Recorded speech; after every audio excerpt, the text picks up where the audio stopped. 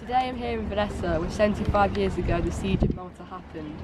The Germans and the Italians attacked the island, and behind me you see the Grand Harbour where the British Royal Navy came in to help protect the island. During the siege of Malta there was 15,000 tons of bombs dropped on the island, which was more than London, which meant the residents had to go and live in such like caves to protect themselves. In 1947, Malta was given £30 million to rebuild their economy. It took them over 30 years to rebuild it totally. Malta was awarded the George Cross for their bravery. Now I'm going to be talking to Vic Chanter, who served here in the Royal Navy. During the war, you worked as a signalman in the Royal Navy. What were your main duties and how important were these? The signalman.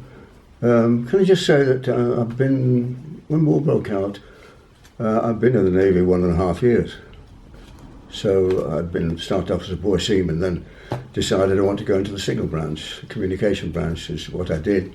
So by that time, when war was declared, I was a complete signalman. However, when war declared, I'd already been on a cruise, which was great, peacetime. But then everything fell apart. But the main duties were communication between ships of the fleet when we were out at sea, or even in harbour, and communication from them and to them from the officers. So we're very much on the bridge and the flag deck up on the top, which is what I wanted, plenty of fresh air. Signal branch, not down in the engine room, somewhere like that. They're all doing our bit during the on-board ship. Everybody knew what to do, and we knew some of their jobs as well. So the main thing was communication among ships. How did you control your feelings when you was under fire and concentrate on your work? Well, I don't really know, we just did it. I mean, you were trained actually to do a job, and this is what you did. If you were in work somewhere, you would probably just concentrate on that. If you had something go wrong in work, so you'd still carry on, hopefully. How important was it to be a part of the Royal Navy, and what made it special for you? Looking back, it was very special. I think that was great. You see, I don't want to go into this too much, but I left the grammar school on compassionate grounds before my age was up. So I didn't go to university, anything like that.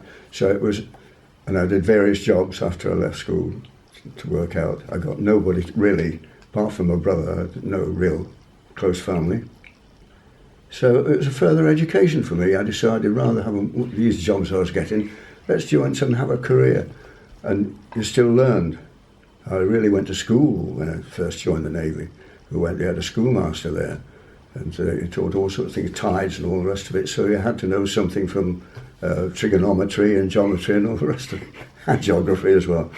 What values do you believe you gained from being in the Royal Navy? I think really the main thing everybody will say, comradeship, camaraderie, knowing you could depend on somebody in those days. Very seldom do you find that in real life. You get great good friends sometimes, and if you're lucky you do, but on board ship you have to, whether you like it or not, but you do anyway. You pick up with friends that you really like, but you have to keep up with the others that you don't like, and you're working together. So camaraderie, I think, is one of the main things. This has been Lucy Mathers reporting for NCN News.